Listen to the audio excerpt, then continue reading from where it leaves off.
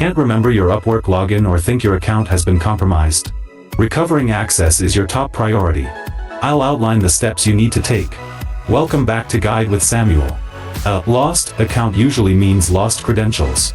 First, use the Forgot Password link on the login page.